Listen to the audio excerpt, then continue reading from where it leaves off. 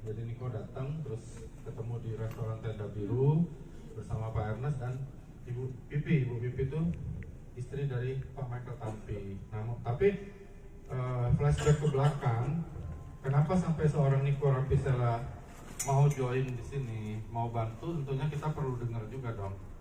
Betul nggak sih? Dan dia join bukan sebagai leader yang mendapatkan begitu banyak bonus, pairing dan sebagainya, tapi dia join sebagai salah seorang manajemen yang tentunya harus bertanggung jawab ngurusin kita. Niko ini tiap hari, aku tahu dari dulu teman-teman, itu ada puluhan ribu chat yang dia harus layanin tiap hari. Jadi di sini juga aku pengen jelasin sama kalian kenapa Niko kadang-kadang kamu chat bisa bulan depan balesnya, karena ada puluhan ribu chat teman-teman gitu ya. Nah, nih kenapa nih kok pertama-tama nih kok akhirnya bisa terdampar di AFC? Nah, gitu. Ya, itu. Tadi kami jalan-jalan loh, makan apa, tapi aku nggak bilang akan begini. Dia pikir dia mau nanyain gua. Jadi dulu umur 23 tahun pokoknya saya pemain MLM kayak kalian. Jadi saya betul-betul tahu susah suka dukanya main MLM. Jadi saya adalah pemain MLM dulu. Saya belajar sukses di MLM, lalu datang papa founder kita Ernest Prayuda nawarin saya. Pertama kali dia DM, dari mana saya lupa deh, dari sosmed tuh Pak. Siapa nih Ernest Prayuda? Udahlah nggak usah. Soalnya kita ada di masa puncak. Lalu Michael Tampi juga DM saya. Nah, buat teman-teman tahu, Michael Tampi adalah salah satu orang yang sukses terkenal. Michael Tampi itu terkenal. MRA Group lah, apalah. Wah, masa saya diajak konglomerat, nggak mau. So saya datang, ternyata bahas AFC juga. Nah, tapi yang saya kan pemain MLM, ada penghasilan ya, cukup bagus. Pertanyaannya kenapa saya pindah? Karena justru karena dua orang yang ngajak saya ini bukan pemain MLM. Teman-teman harus tahu ya, MLM itu pada dasarnya memang tempatnya gini loh. Rata-rata MLM hari ini itu dibangun oleh leader MLM. Ngerti ya? Rata-rata. Dan konsep itu waktu dia menyusun, karena leader, Anda tahu leader ya? Kan kalian leader. Rata-rata otak leader apa? Duit. Jadi marketing plan di set dari awal selalu buat duit. Ngerti ya? That's why jarang ada yang bisa MLM itu bikin orang berhasil dengan skala banyak. Kalau skala dikit selalu ada dong. Karena marketing plan-nya sendiri disusun dari awal memang buat company-nya yang menang. Ngerti maksudnya? Ngerti ya? Ada tutup poin, ada target A, target B, target C, wajib begini, wajib begitu, gitu loh. Jadi bungkusannya aja bagus, tapi endingnya kalian akan boncos di situ. Dan motivasi itu yang bikin dia, makanya ada brainwash tuh nggak ya, cuci otak, bikin fanatik. Kalau di kami nggak ada kan? Kalian tahu nggak bedanya duduk di tempat ini sama duduk di tempat lain? Beda banget. Di sini nggak ada yang mau cuci otak kalian, nggak ada. Nggak ada, siapa di sini nggak ada. Mau jalanin ya udah, nggak mau ya udah. Saya banyak loh ngusir orang loh. Oh saya kan orangnya keras banget. Saya banyak orang komplain, udah deh lu out aja. Saya begitu. Siapa leader lo? Yosef. Kebetulan waktu itu Yosef. Oke, gue bilang sama Yosef besok. Besok gue utang 2 diamond buat lo. Kenapa gue usir 2 online? Ngocehnya banyak dan komplainnya udah segunung-gunung. Udah out aja deh. Gue cari lagi 2. Saya gituin loh. Karena kita udah kasih semuanya. Jadi kenapa saya join AFC awalnya? Saya melihat satu-satunya orang yang gak pernah main MLM, Michael Tampi sama Ernest Prayuda ini bukan orang MLM. Gak pernah main MLM. Jadi waktu saya ketemu dia, saya tanya, produknya dari mana? Dari Jepang. Bener Jepang atau enggak? Gitu, saya selalu gitu loh. Karena di MLM itu ya, ada aja kamuflasenya, ngerti gak? Ini Jepang kok, ingredientnya, packagingnya di sini, kayak gitu-gitu loh. Ada aja lah bungkusan, tapi orang MLM. Makanya saya tanya, benar gak Jepang? Iya benar. Perusahaannya apa? AFC. Marketing plan-nya kayak apa? Nggak tahu. Makanya gue butuh lo untuk bikin ini. Nah, disitulah kenapa saya pertama kali lihat ini masa depan. Karena kalau saya sebelumnya main MLM, ownernya tuh pemain MLM. Saya tahu kapal ini nggak panjang. Nah, ngerti nggak? Kalian ada lah pernah, kalau kalian pernah main MLM, kalian tahu bahwa kapal ini nggak akan berlabuh panjang. Ini cepat-cepatan aja, ngerti ya? Gue nggak make money, ya udah gue harus cabut. Gue make money, ya udah gue stay dulu. Tapi kami semua tahu, kalian bukan anak kecil juga, bahwa ada di tempat kapal kayaknya nih kapal nggak akan panjang deh. Nah waktu saya ketemu Ernest, Michael Tampi, saya tahu andai kata saya ikut bantu kapal jalan, ini kapal pasti panjang. Itu yang saya tahu tuh. Nanti ya teman-teman ya, sama kayak kalian melem-melem. Hari ini belum sukses, nggak apa-apa. Tapi kalau kalian gelutin 5 tahun, never end, keep doing, pasti bisa panjang sukses, mau nggak? Oke, 10 tahun. Mau nggak? Kalian kerja 10 tahun, banting tulang, nungging ketemu nungging, tolak ketemu ditolak sampai muntah-muntah. Tapi 10 tahun bisa dapat 100 juta per bulan. Kalian masih mau lanjutin nggak? Mau nggak? Karena ada deh kita kerja 20 tahun aja belum 100 juta sebulan. Ngerti ya maksudnya? So itulah pentingnya kapal itu panjang atau enggak, bukan kapal baru atau enggak. Makanya waktu saya tahu ini Ernest Paido, Michael Tampi ketemu bukan orang MLM. Kayaknya ngomong MLM juga nggak ngerti, politik MLM juga nggak ngerti. Kalian bisa rasain, kalian kalau ketemu Ernest ngomong, kalian tahu nggak ada politik. Coba sekali-sekali ngomong. Lihat dia di panggung aja ngomong, kalian tahu nih orang bukan politik. Kalau leader yang hebat, wah kalian ngomong, silatnya jago. Motivasi dari ini sampai putus asa lagi kita. Ngerti ya? Nggak ada politik. Nah disitulah kenapa saya akhirnya oke, gue join MLM, gue bakar semua kapal gue. Karena ini buat sesuatu yang panjang. Betul.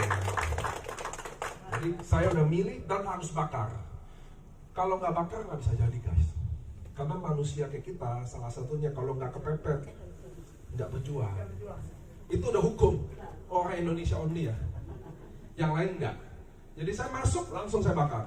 Jadi tidak ada pilihan gagal. Gitu loh dok.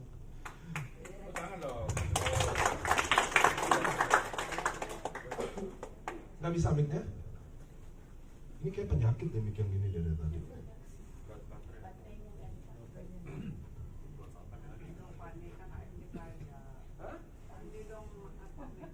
Mungkin ada mic satu lagi.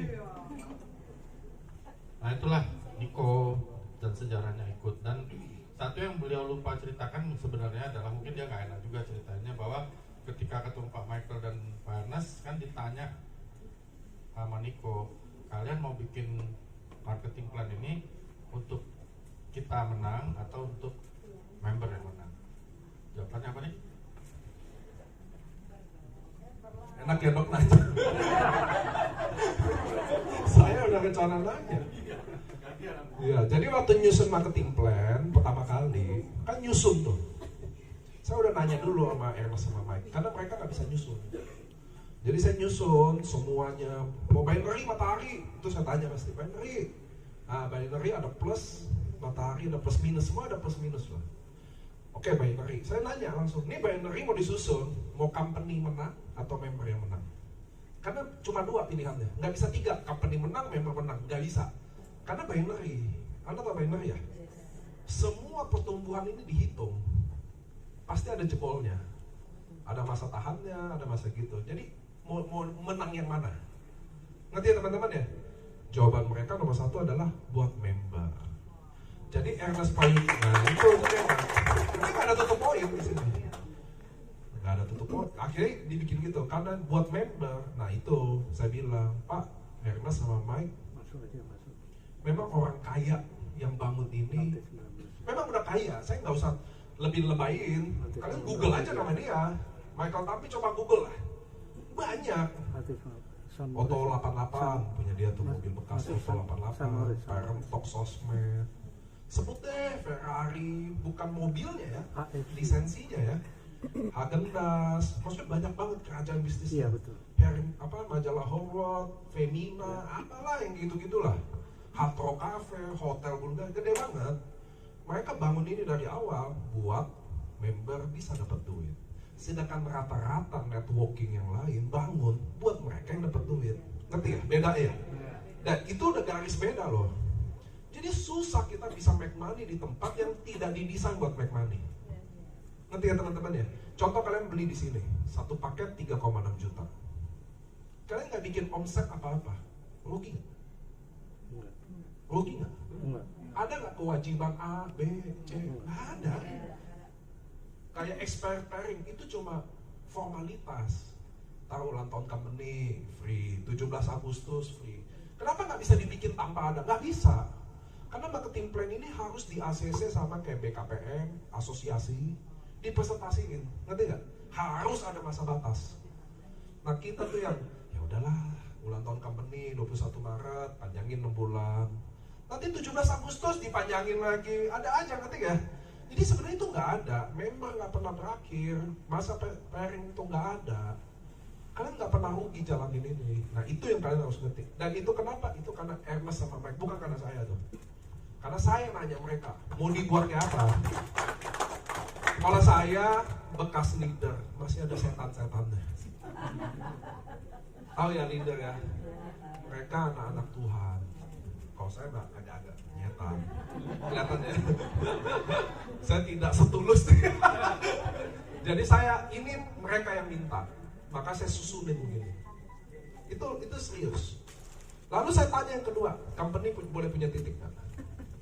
Itu yang saya tanya yang kedua. Kenapa? Karena kalau dia boleh, saya punya. Ya dong, kan saya minta izin dulu. Boleh nggak? Kalau boleh, saya punya. Nggak boleh. Itulah sebabnya kenapa kami nggak main. Ngerti ya teman-teman ya? Kalau boleh, alhamdulillah. Saya senang. Kenyataannya saya nggak senang. Nah, itulah tanda bahwa bisnis ini dari awal memang dibangun sama mereka terutama. Saya kan cuma nyusutnya. Memang dibuat buat membernya. Itu yang teman-teman harus pakai. Inden nih, ini kan inden. Itu begitu datang itu barang kloter pertama dipesawatin tuh sama dia. Pesawat tuh hampir berapa puluh kali lipat daripada naik kapal. Mahalnya. Ya teman-teman tahu lah tiket ke Jepang berapa, udah gitu aja, hitung kilo aja. Itu akan pesawat tuh yang bikin datang. Kenapa? Selalu ada inden. Karena AFC itu kelemahannya. Satu, produk ini nggak akan bisa cukup buat 220 juta orang. Titik. Ngerti ya? Nggak akan bisa. Memang udah terpilih yang bisa masuk di AFC. Yang kedua, kenapa? Karena salmon punya siklus kapan bertelur. Dia nggak bertelur tiap hari, Pak. Bukan ayam. Ngerti ya? Ayam bertelur tiap hari yang ternak. Salmon nggak. Ada di mana dia pulang, baru dia bertelur. Oke, karena kita salmonnya tidak diternak. That's why selalu setiap tahun AFC punya masa inden. Udah jalan 5 tahun nih. Tiap 5 tahun ada inden. Jalan 6 tahun. Perhatiin aja selalu ada inden. Karena salmon punya siklus bertelur atau tidak. Kalau telur ayam tiap hari bertelur. Ini salmonnya nggak diternak Bapak Ibu. Ngerti ya? Selalu akan ada ini. Jadi kalau ditanya apa kelemahan AFC? Satu, barang selalu ada waktu di mana inden. Pasti. Jangan sedih. Gak apa-apa kan? Itu yang bikin kita selalu limit. Apa artinya bisnis itu limit? Barangnya selalu eksklusif. Gak akan pernah over supply. Oke. Kalau setiap tahun pasti ada inden dan kita grow, apakah jadi semakin under supply? Selalu harus segitu. Akan selalu seperti itu. Kami inden terlambat 4 bulan. Tanya orang lama. Tapi apakah makin besar jadi makin lama? Pasti. Itu makanya diferensiasi produk perlu ada. Jadi kan kita lagi bikin hikari kayak gitu loh. Tapi untuk bikin Subarasi buat 220 juta nggak akan bisa Pak. Karena motor aja, Bapak tahu motor Honda kan? Itu aja nggak bisa supply mesin tuh ya. Maksudnya itu kan under deal ya. Barang mati kan? Itu aja nggak bisa supply 220 juta orang loh. Motor loh Pak. Apalagi kita salmon. Ngerti kan? So nggak akan pernah cukup. Indonesia ini negara keempat penduduk paling besar di dunia loh. Nggak bisa. Tapi itu adalah titik poin buat kita yang bagus. Karena barang tidak akan pernah oversupply. Lo tau kan efek dari oversupply apa? Hancur. Bisnis kita juga bisa hancur kalau barang beredar lebih banyak dari kebutuhan. So itu yang bikin kita selalu selamat, ngerti gak? Dan setiap 2 tahun barang ini selalu mati. Subah ganti Subah Gold, ngerti kan? Subah Gold ganti Subah apa? Itu yang bikin kita sampai hari ini terbukti bertahan. Bapak tau nggak? MLM binary yang bisa lolos 5 tahun hanya 5% dari seluruh MLM di dunia. Binary yang bisa lolos 5 tahun hanya 5%. Sisanya coba tanya dedengkot kita. Iya Pak, beneran. Itu yang bikin kami selalu selamat. Dan kalian harus bersyukur memang yang bisa menikmati produk ini ya pilihan. That's why kita mau bikin Hikari, produk kita yang ketiga dalam kesehatan ya. Hari ini tepat baru Bepomnya keluar. Makanya rayain yang mau datang gitu. Hikari buat mata sama otak, demensia, Alzheimer, dan buat anak, terutama buat anak sih. Kenapa? Karena si Jepang riset ternyata orang tua kita, orang dewasa lebih menghabiskan duit suplemen buat anak daripada buat kita sendiri. Karena kan kita turunan anak durhaka, jadi kita nggak ke orang tua, kita lebih anak sendiri. Ya itu survei, ya anak durhaka nggak ada, itu buatan saya aja, jadi anggap serius ya. Nggak, jadi kita lebih jarang mengasih suplemen ke orang tua kita daripada ke anak kita. Ngerti ya teman-teman ya? That's why berdasarkan data itu keluarlah hasil produk khusus buat mata dan otak. Serangan pertamanya targetnya sebenarnya anak kecil, delay speech, autism, masalah-masalah semua yang buat anak deh. Tapi bagus juga patennya buat si orang tua yang pikun, Alzheimer. Bahkan nanti kalau produk itu jadi, kita ada aplikasi, ada gamenya tuh. Bisa ngetes kemampuan otak kita beneran. Jadi sebelum minum kalian bisa main game itu, ada skornya. Setelah minum berapa lama kalian main game itu, skornya akan improve. Jadi benar-benar otaknya benar-benar ada datanya gitu loh. Itu Hikari nanti itu. Mata dan otak, terutama yang hubungan sama anak, autism, delay speech, masalah-masalah sama anak deh. Mata yang main handphone tuh enak ya.